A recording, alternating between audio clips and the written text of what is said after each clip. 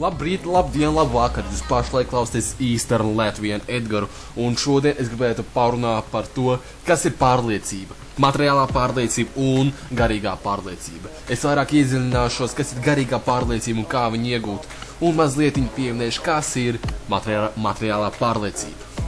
Sāksim! Materiālā pārliecība ir pārliecība, ko mēs iegūstam no materiālām lietām, piemēram, liela māja, liela mašīna, daudz naudas, brenda drēbes, 10 ceļojumi gadā uz siltajām zemēm. Tās ir tās lietas, kas mums dod pārliecību. Un, kad tās lietas pazūd, mēs zaudēsim savu pārliecību.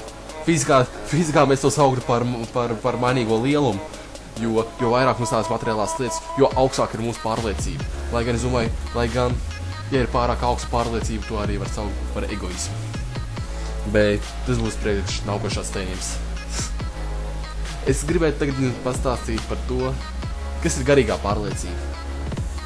Garīgā pārliecība ir lieta, vērtība, ko no mums nevar atņemt. Tā ir, kad mēs to iegūstam, tā ir maza sastāvdaļa, kas mūsos ir uz visu dzīvi. Jūs man noteikti jautāsiet, Edgar, protams, garīgā pārliecība. Es esmu pārliecināts, es zinu, kā tas ir. Es zinu, kas tas ir. Man tas nav vajadzīgs. Labāk pastāst man kaut ko citu, kaut ko interesantu. Un es jums uz tādu stūlu piezīmi atbildētu ar vienu stāstu, metaforu. Par to, kā es atradu savu pārliecību. Es atradu savu pārliecību gan aptuveni, kad man bija varbūt 1. 2. klasīte. Es sāku spēlēt basketbolu. Man ļoti patīk basketbols. Bet es atceros, kā es aizgāju uz savu pirmo basketbolu spēli. Man liekas, tā vēl bija komanda ASK Rīga. Jā, ASK Rīga. Un es redzēju basketbolu, es biju maziņš, man teica atveda. Es sapratu, man patīk basketbols. Tēti, es gribu trenēties basketbolā. Tētim bija tāds, jā, ok, nav problēma. Viņš man nopirka basketbolu bumbu. Es gāju uz savu rajonu, metu pa grozu. Vienreiz, katru dienu gāju, metu pa grozu. Gāju trenēties basketbolā. Basketbols man ātri apnika. Tas gan. Viņš man apnika, es kāds 2, 3, 4, 5 gadu pagāju. Un es atkal sāku spēlēt basketbolu. Atkal. Man bija kaut kāds iemaņas, es paralēli laiku sportoju, bet atkal, kad es atsāku spēlēt basketbolu, man sāk padoties daudz labāk. Sāk spēlēt komandā, un tas iedeva pārliecību. Tas iedeva pārliecību to, ka es kaut ko māku. To, ka varbūt man bija klases biedrene, kas varēja uzrakstīt labāku diktātu. Man diktātu skolā vispār nepadodas, bet man bija klases biedrene, kas diktāts rakstīja uz 9 un 10. Man bija tā klases biedrene, man no sākuma sāpēja, un es tikai tagad to esmu sapratis. To, ka tad man vēl sāpēja, man bija tāds, wow, es gribēju tā kādreiz rakstīt diktātus, tas ir tik stilīgi. Viņi tik labi mācās, es gribētu kā viņi mācīties. Un vecāki man saka par to, ka man nav tās labākās atzīmes. Es pārāk daudz sportoju, mazājos. Man tāds, jā, tas tomēr būtu forši, gribētu mācīties kā viņi, bet es nekādīgi nespēju. Es paralēli vienmēr esmu daudz sportojis, un es nekad neesmu varējis labi mācīties. Bet es paturu galvā to, ka, Edgar, nevajag kompleksēt. Tev kaut kas labāk padodas par to meiteni, kas labāk mācās. Viņai kaut kas padosies labāk nekā tev padosies. Viņai padosies kaut kas labāk nekā kas padosies tev. Un es neiespringstu. Es neiespringtu tagad. Es domāju, ka es arī nākotnē neiespringšu. Un es gribētu, lai šo stāstiņu atcerētos kā metaforu lietai, kā atrast pārliecību. Jo pārliecība rodas kā? Jūs atrodat lietu, kas jums patīk, kas jums padodas vismaz vidējā līmenī, un uz ko jums ir liela kaisla, par ko jūs jūtat dzīvību, kas jums patīk.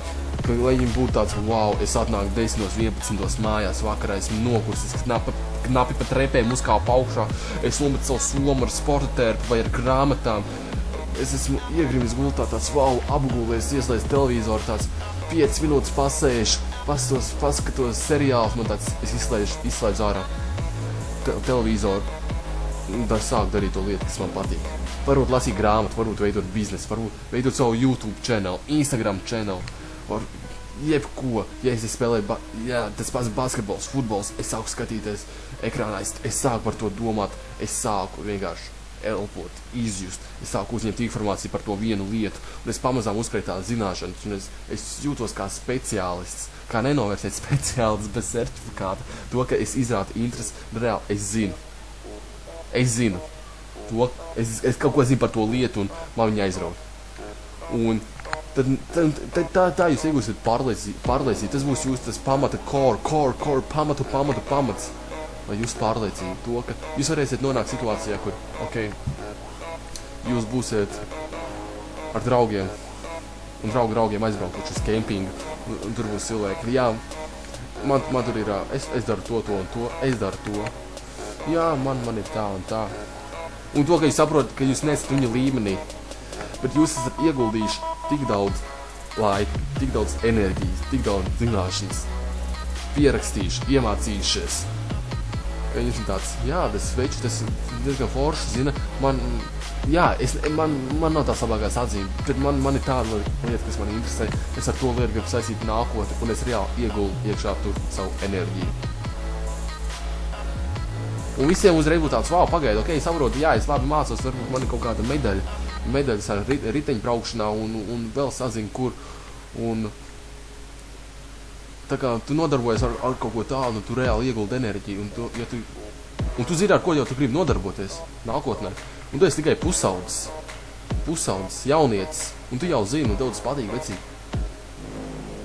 Cilvēki tu sāks novērtēt un cienīt, viņiem būs tāds, wow, tas Edgars ir ar mērķi. Viņš tiešām aizraujās ar to. Cilvēki sāks viņu dīvaināk un skatīties dīvaināk. Jūs saprotat, ka jūs kļūsiet pārliecināt sevi ar to lietu, kas jūs ietos to glābšanas riņķi, lai iegūtu jaunu zināšanas no jaunām lietām. Cilvēks jūs sāk saukt par iedomīgu, par egoistu. Un jā, varbūt tā arī ir. Varbūt jūs kļūsiet par egoistu, es to nezinu. Jo tā ļoti maza robeža starp egoismu un pārliecību. Ir ļoti maza robeža, matu lielumā. Ļoti daudz cilvēki sāksim ar to jauc, kas ir egoisms un pārliecība. Un ļoti daudz cilvēki ir tiešām egoistiski, iedomīgi, pretīgi, glumi tipi. Bet tas nav svarīgi. Pagaidām tas nav svarīgi. Es jums pastāstīju stāstīju par to, kā es atradu pašu sākumu tam, tai savai interesei, kaislei, tas, kas man patīk. Un es jums pastāstīju par to, kā atrast savu pārliecību. Un es ceru, ka jūs novērtēsiet šo video. Jums nav obligāti jāspiež like vai jāraksta komentāri, lai gan komentāri tiešām būtu pārliecinoši. Es tiešām priecātos par komentāriem. Paldies! Visiem visu labu!